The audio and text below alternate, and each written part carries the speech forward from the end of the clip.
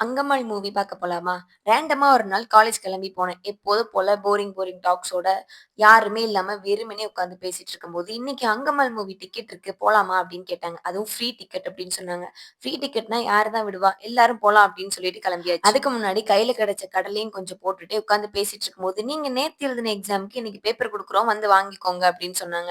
இந்த பேப்பர பார்க்கும்போது ஸ்கூல் ஞாபகம் தான் வந்துச்சு. 50க்கு 35 மார்க். "நீ எவ்வளோ மார்க்? நீ எவ்வளோ மார்க்ன்னு?" கேட்டு கேட்டு இன்ட்ரஸ்டிங்கா போயிட்டு இருந்துச்சு. சும்மா ஒரு வார்த்தை எலக்ஷன் நடக்க போகுதுன்னு சொல்லவும், ஆளாளுக்கு நான் இது பண்றேன், நான் அது பண்றேன், நடக்காத விஷயத்துக்கெல்லாம் வாக்குறுதி குடுத்துட்டு இருந்தாங்க. சீரியஸான எலக்ஷனுக்கு கூட இவ்ளோ வாக்குறுதி குடுப்பாங்களா அப்படின்னு தெரியல. அவ்ளோ வாக்குறுதி குடுத்துட்டு இருந்தாங்க.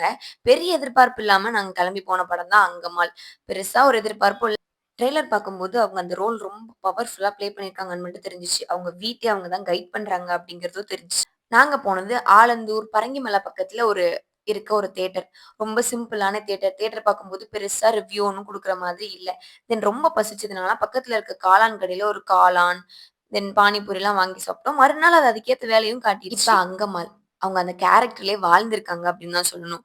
ரொம்ப பவர்ஃபுல்லான ஒரு கேரக்டர் அவங்களுக்கு குடுத்திருந்தாங்க. அவங்க நல்லாவும் ப்ளே பண்ணியிருந்தாங்க.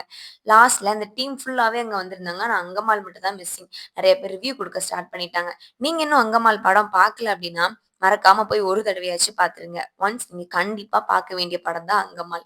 நான் இதோட இந்த வீடியோ முடிச்சுக்கிறேன். அடுத்த வீடியோக்கு மறக்காம ஃபாலோ பண்ணிடுங்க. Tata, bye by.